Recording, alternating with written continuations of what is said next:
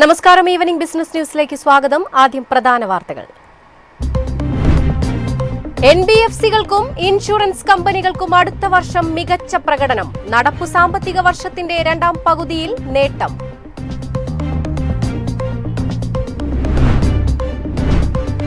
ആഗോള ഓഹരി വിപണിയിൽ ഇന്ത്യയ്ക്ക് 5ാം സ്ഥാനം. ജൂണിൽ 4% ഉയർച്ചയെന്ന് മോത്തിലാൽ ഒസ്വാളിന്റെ പഠനം.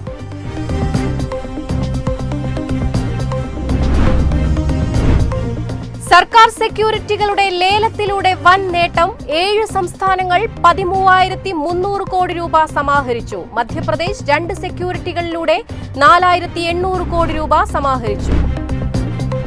ജൂണിൽ ഇക്വിറ്റി മ്യൂച്വൽ ഫണ്ടുകളിലേക്കുള്ള പണമൊഴുക്കിൽ 24% വർധന. അറ്റ നിക്ഷേപം 23,587 കോടി രൂപയിലെത്തിയെന്ന് ആംഫിയുടെ ഡാറ്റ. ഒന്നാം പാദ വരുമാന സീസണിന് വ്യാഴാഴ്ച തുടക്കം. ജൂൺ പാദത്തിൽ ഇരട്ടി ലാഭം രേഖപ്പെടുത്താൻ 11 കമ്പനികൾ തയ്യാറെടുക്കുന്നു.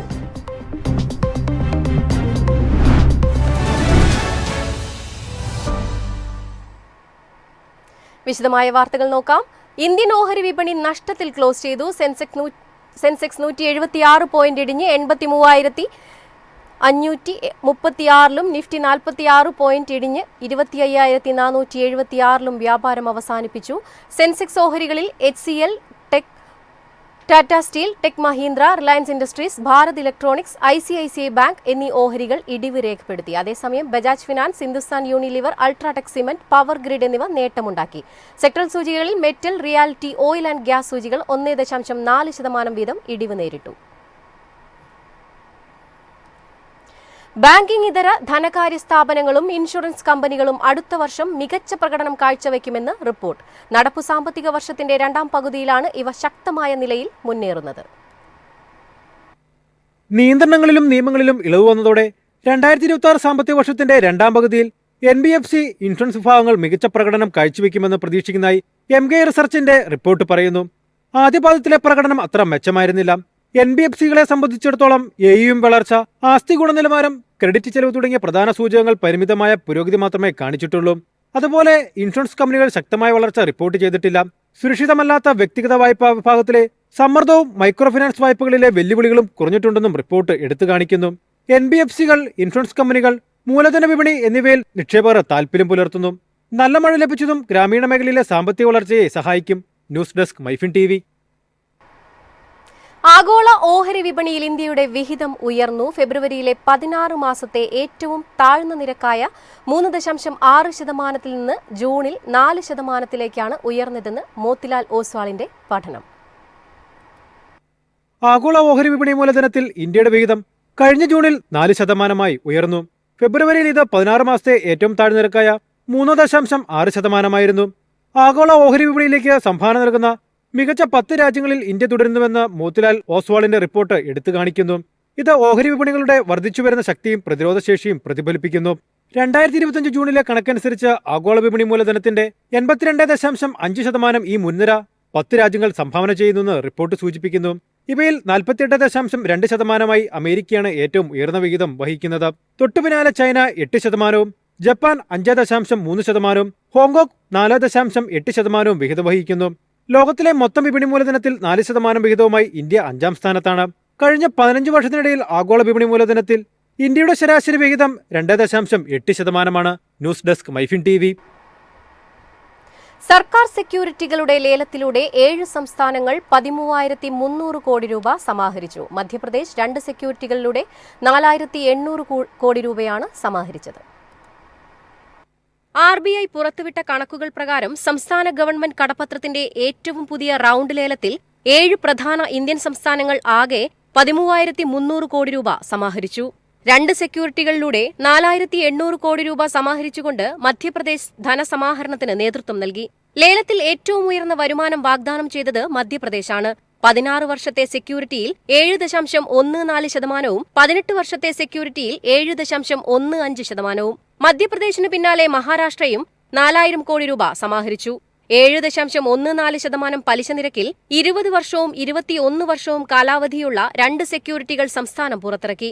മറുവശത്ത് ബീഹാർ ഈ റൌണ്ട് ലേലത്തിൽ ഏറ്റവും കുറഞ്ഞ പലിശ നിരക്കിൽ 2,000 കോടി രൂപ സമാഹരിച്ചു. 6.88% 10 വർഷത്തെ സെക്യൂരിറ്റിയാണ് സംസ്ഥാനം വാഗ്ദാനം ചെയ്തത്. ഇത് പലിശ ചെലവിന്റെ കാര്യത്തിൽ ഏറ്റവും ലാഭകരമായിരുന്നു. ലേലത്തിൽ പങ്കെടുത്ത മറ്റ് സംസ്ഥാനങ്ങൾ ഹരിയാന, ജമ്മു കശ്മീർ, മിസോറാം, തെലങ്കാന എന്നിവയായിരുന്നു. 7.12% കട്ട് ഓഫ് ഫീൽഡിൽ 16 വർഷത്തെ ബോണ്ട് ഉപയോഗിച്ച് ഹരിയാന 1000 കോടി രൂപ സമാഹരിച്ചു. ജമ്മു കാശ്മീർ, മിസോറാം എന്നിവ 7.14% വരുമാനമുള്ള 15 വർഷത്തെ ബോണ്ടുകൾ വാഗ്ദാനം ചെയ്തു. യഥാക്രമം 400 കോടി രൂപയും 100 കോടി രൂപയും സമാഹരിച്ചു. തെലങ്കാന 30 വർഷത്തെ ബോണ്ട് പുറത്തിറക്കി. 7.13 കോടി രൂപ വരുമാന നിരക്കിൽ 1000 കോടി രൂപ സമാഹരിച്ചു. ഈ ലേലത്തിലെ എല്ലാ ഇഷ്യൂകളിലും ഏറ്റവും ദൈർഘ്യമേറിയ കാലാവധിയാണിത്. News desk MyFin TV. ജൂണിൽ ഇക്വിറ്റി മ്യൂച്വൽ ഫണ്ടുകളിലേക്കുള്ള പണമൊഴുക്കിൽ 24% വർധന. അറ്റ നിക്ഷേപം 23,587 കോടി രൂപയിലെത്തിയെന്ന് ആംഫിയുടെ ഡാറ്റ. കഴിഞ്ഞ 5 മാസത്തെ ഇടിവിനെ മറികടക്കുന്ന പ്രകടനമാണ് ജൂൺ മാസത്തിൽ ഇക്വിറ്റി ഫണ്ടുകളിലുണ്ടായത്. മെയ് മാസത്തിലെ 19,013 കോടിയുടെ നിക്ഷേപവുമായി താരതമ്യം ചെയ്യുമ്പോൾ മികച്ച മുന്നേറ്റമാണ് ഫണ്ടിലുണ്ടായത്. Association of mutual funds in ഇന്ത്യയുടെ ഡാറ്റയിലാണ് ഇക്കാര്യം വ്യക്തമാക്കുന്നത്. ഓഹരി വിപണിയിലുണ്ടായ ഉണർവും സ്ഥിരതയുള്ള മാക്രോ ഇക്കണോമിക് ഡാറ്റയുമാണ് മുന്നേറ്റത്തിന് കാരണമെന്നാണ് വിലയിരുത്തൽ. കഴിഞ്ഞ വർഷം ഡിസംബറിലാണ് ഇക്വിറ്റി ഫണ്ടിലേക്കുള്ള നിക്ഷേപത്തിൽ കുറവ് വരാൻ തുടങ്ങിയത്. ഡിസംബറിൽ 41,156 കോടിയിൽ നിന്ന് ജനുവരിയിൽ 39,658 കോടിയായി കുറഞ്ഞു. പിന്നാലെ ഈ ട്രെൻഡ് തുടർന്നു. ഫെബ്രുവരിയിൽ 29,303 കോടിയായും മാർച്ചിൽ 25,082 കോടിയായും ഇടിഞ്ഞു. ഏപ്രിലിൽ 24,269 കോടിയായിരുന്നു അറ്റ നിക്ഷേപമെന്നും ആംഫി ഡാറ്റ വ്യക്തമാക്കുന്നു. അതേസമയം മ്യൂച്വൽ ഫണ്ട് അസറ്റ് മാനേജ്മെന്റ് കമ്പനികളുടെ ആസ്തിയിലും മുന്നേറ്റം രേഖപ്പെടുത്തി. മെയ്യിലെ 72.2 ലക്ഷം കോടിയിൽ നിന്ന് ജൂണിൽ മൊത്ത ആസ്തി 74.4 ട്രില്യണായാണ് ഉയർന്നത്. News desk MyFin TV. ഒന്നാം പാദ വരുമാന സീസണിന് വ്യാഴാഴ്ച തുടക്കം. ജൂൺ പാദത്തിൽ ഇരട്ടി ലാഭം രേഖപ്പെടുത്താൻ 11 കമ്പനികൾ തയ്യാറെടുക്കുന്നു. TCS കണക്കുകൾ വ്യാഴാഴ്ച പ്രഖ്യാപിക്കുന്നതോടെ ആരംഭിക്കുന്ന ഒന്നാം പാദ വരുമാന സീസണിനെ ഒരു മാറ്റത്തിന്റെ പാദമായി സാമ്പത്തിക വിദഗ്ധർ കണക്കാക്കുന്നു. ഇത് 2025 സാമ്പത്തിക വർഷത്തിന്റെ തുടക്കത്തിൽ കണ്ടിരുന്ന കുറഞ്ഞ ഒറ്റയക്ക വരുമാന വളർച്ചയിൽ നിന്ന് അടുത്ത 4 പാദങ്ങളിൽ കൂടുതൽ സുസ്ഥിരമായ ഇരട്ട അക്ക പാതയിലേക്കുള്ള മാറ്റത്തെ അടയാളപ്പെടുത്തുന്നു. എണ്ണ വിപണന കമ്പനികൾ ഈ വരുമാന വീണ്ടെടുക്കലിന് നേതൃത്വം നൽകുന്നു. പാരദീപ് ഫോസ്ഫേറ്റ്സ് 2500% കൂടുതൽ നേട്ടം പ്രതീക്ഷിക്കുന്നു. മെച്ചപ്പെട്ട മാർജിനുകളും മാർക്കറ്റിംഗ് പ്രകടനവും കാരണം HPCL ഗണ്യമായ വളർച്ച കൈവരിച്ചേക്കും. ജൂൺ പാദത്തിൽ 11 കമ്പനികൾ ലാഭം ഇരട്ടിയാക്കാൻ ഒരുങ്ങുന്നു. ഓയിൽ മാർക്കറ്റിംഗ് കമ്പനികളിലെ ശക്തമായ തിരിച്ചുവരവാണ് ലാഭവർധനയ്ക്ക് പ്രധാന കാരണം. നിഫ്റ്റി ലാഭം വർഷം തോറും 6% വരെ ഉയരാൻ സാധ്യതയുണ്ട്. News desk MyFin TV. Trump ഇറക്കുമതി തീരുവ ചുമത്തിയതോടെ പൊന്നിൻ തിളക്കത്തിൽ ചെമ്പ്. ആഗോള വിപണിയിൽ 10% മുന്നേറ്റം. കയറ്റുമതി മേഖലയ്ക്കുണ്ടായ ആഘാതം പരിഹരിക്കുമെന്ന് കേന്ദ്രം. അമേരിക്കയിൽ ഇറക്കുമതി ചെയ്യുന്ന ചെമ്പിനുള്ള തീരുവ 50%മായാണ് ട്രംപ് ഉയർത്തിയത്. ഇതിനു പിന്നാലെയാണ് ഘനവ്യവസായ മന്ത്രി കിഷൻ റെഡ്ഡിയുടെ പ്രതികരണമുണ്ടായത്. വിഷയത്തിൽ ഇടപെടൽ നടത്തും, ചർച്ചകളിലേക്ക് കടക്കുമെന്നാണ് അദ്ദേഹം പറഞ്ഞു. അതേസമയം വാർത്തയ്ക്ക് പിന്നാലെ രാജ്യത്തെ ചെമ്പധിഷ്ഠിത ഓഹരികളിൽ ഇടിവ് നേരിട്ടു. ഹിന്ദുസ്ഥാൻ കോപ്പറും വേദാന്തയും കനത്ത വിറ്റഴിക്കൽ സമ്മർദ്ദത്തിലായി. രാജ്യത്തിന്റെ 3ാമത്തെ വലിയ ചെമ്പ് കയറ്റുമതി രാജ്യമാണ് അമേരിക്ക. കഴിഞ്ഞ സാമ്പത്തിക വർഷത്തിൽ ഇന്ത്യ $2 ബില്യൺ ചെമ്പ് ഉൽപ്പന്നങ്ങളാണ് കയറ്റുമതി ചെയ്തത്. ഇതിൽ $360 മില്യൺ ഉൽപ്പന്നങ്ങളും അയച്ചത് അമേരിക്കയിലാണ്. അതായത് മൊത്തം കയറ്റുമതിയുടെ 17% വരുമിത്. അതുകൊണ്ട് തന്നെ ട്രംപിന്റെ നീക്കം ഘനവ്യവസായ മേഖലയ്ക്ക് വലിയ തിരിച്ചടിയാകുമെന്നാണ് വിലയിരുത്തൽ. News desk MyFin TV. ഇന്നത്തെ സ്വർണ്ണ വെള്ളി നിരക്കുകൾ. സംസ്ഥാനത്ത് സ്വർണ്ണ വിലയിൽ ഇടിവ്. ഗ്രാമിന് 60 രൂപ കുറഞ്ഞ് 9,000 രൂപയും പവന് 480 രൂപ ഇടിഞ്ഞ് 72,000 രൂപയുമായി. 18 ഗ്രാം സ്വർണ്ണ വിലയിലും ഇടിവ് രേഖപ്പെടുത്തി. ഗ്രാമിന് 50 രൂപ ഇടിഞ്ഞ് 7,380 രൂപയിലാണ് വ്യാപാരം നടന്നത്. അതേസമയം വെള്ളി വിലയിൽ മാറ്റമില്ല. ഗ്രാമിന് 116 രൂപയിലാണ് വ്യാപാരം. കേരള വാർത്തകൾ നോക്കാം. കേന്ദ്ര സർക്കാരിന്റെ തൊഴിലാളി വിരുദ്ധ നയങ്ങൾക്കെതിരെ വിവിധ ട്രേഡ് യൂണിയനുകൾ പ്രഖ്യാപിച്ച ദേശീയ പണിമുടക്ക് തുടരുകയാണ്. സംസ്ഥാനത്ത് പണിമുടക്ക് ജനജീവിതത്തെ സാരമായി ബാധിച്ചു. പലയിടത്തും സംഘർഷമുണ്ടായി. KSRTC സർവീസുകൾ അടക്കം സമരക്കാർ തടഞ്ഞു. വാർത്തയുടെ വിശദാംശങ്ങളുമായി തിരുവനന്തപുരത്ത് നിന്നും അമലാണ് ചേരുന്നത്. അമൽ, പണിമുടക്ക് പൂർണ്ണമാണെന്ന് പറയാമോ? അക്രമ സംഭവങ്ങൾ റിപ്പോർട്ട് ചെയ്തിട്ടുണ്ട്. വിശദാംശങ്ങൾ. തൊഴിലാളി സംഘടനകൾ പ്രഖ്യാപിച്ച ദേശീയ പണിമുടക്ക് കേരളത്തിൽ ബന്ദായി മാറിയ ഒരു സാഹചര്യമായിരുന്നു കാണാനായത്. KSRTC സർവീസുകളടക്കം സ്തംഭിപ്പിച്ചുകൊണ്ടാണ് സമരാനുകൂലികൾ പ്രകടനവുമായി തെരുവിലിറങ്ങിയത്. കൊച്ചിയിലും തൃശൂരിലും കൊല്ലത്തും മലപ്പുറത്തും തിരുവനന്തപുരത്തും സമരക്കാർ ബസ് തടഞ്ഞു. സർവീസ് നടത്താൻ തയ്യാറായ KSRTC ബസ്സുകൾ തടഞ്ഞതോടെ പലയിടത്തും ജനം പെരുവഴിയിലായ ഒരു സാഹചര്യമായിരുന്നു.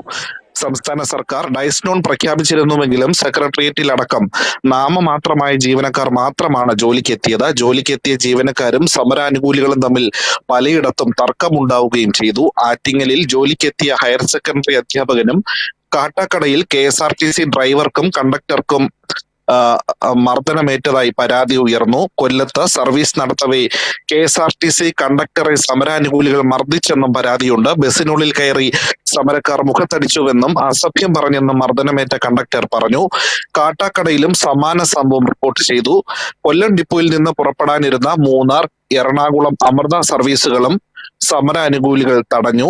റിസർവേഷൻ ചെയ്ത യാത്രക്കാർ ഉൾപ്പെടെയുള്ളവർ ബസ്സിലുണ്ടായിരുന്നു. സമരാനുകൂലികൾ കൊടികുത്തി ബസ് തടയുകയായിരുന്നു.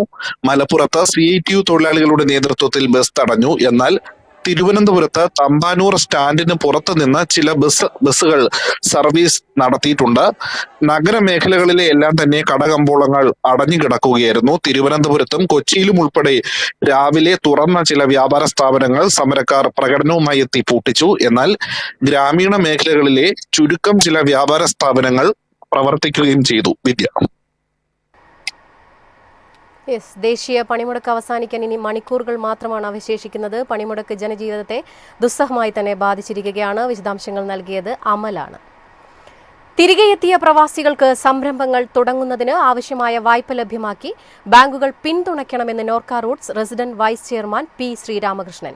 NDPREMുമായി ബന്ധപ്പെട്ട് വായ്പ ലഭ്യമാക്കുന്ന ബാങ്കുകളുടെ പ്രതിനിധികളുടെ യോഗം തിരുവനന്തപുരത്ത് ഉദ്ഘാടനം ചെയ്ത് സംസാരിക്കുകയായിരുന്നു അദ്ദേഹം.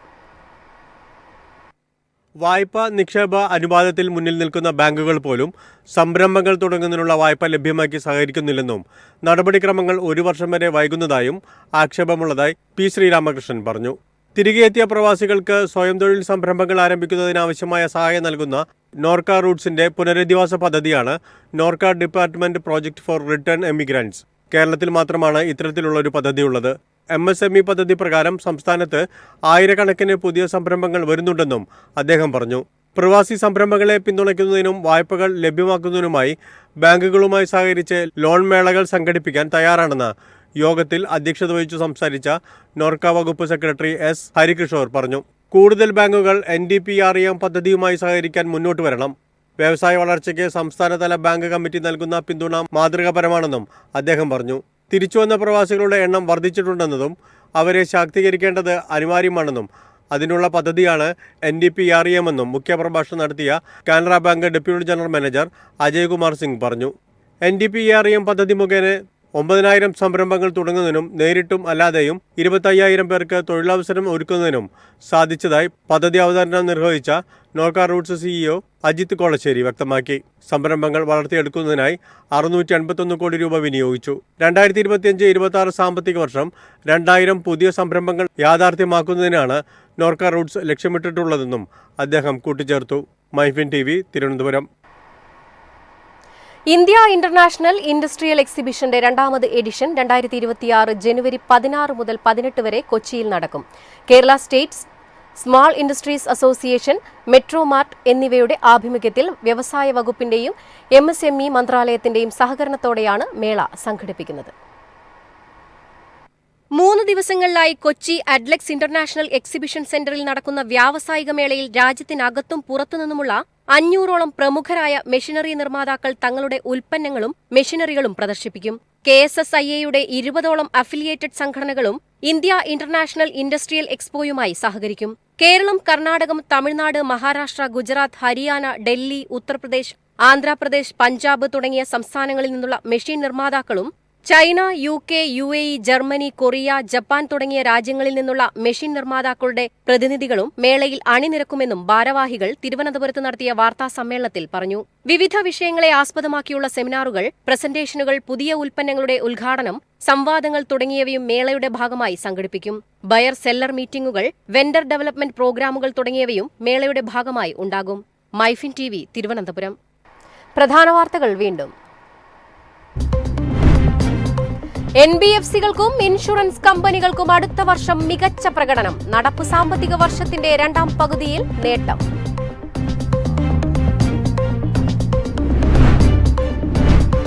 ആഗോള ഓഹരി വിപണിയിൽ ഇന്ത്യക്ക് 5ാം സ്ഥാനം. ജൂണിൽ 4% ഉയർച്ചയെന്ന് മോത്തിലാൽ ഓസ്വാളിന്റെ പഠനം.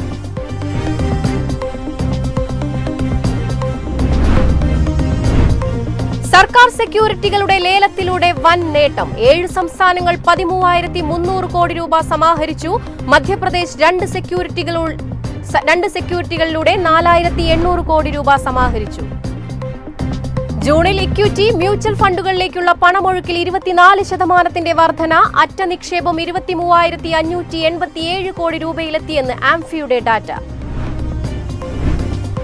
ഒന്നാം പാദ വരുമാന സീസണിന് വ്യാഴാഴ്ച തുടക്കം. ജൂൺ പാദത്തിൽ ഇരട്ടി ലാഭം രേഖപ്പെടുത്താൻ 11 കമ്പനികൾ തയ്യാറെടുക്കുന്നു.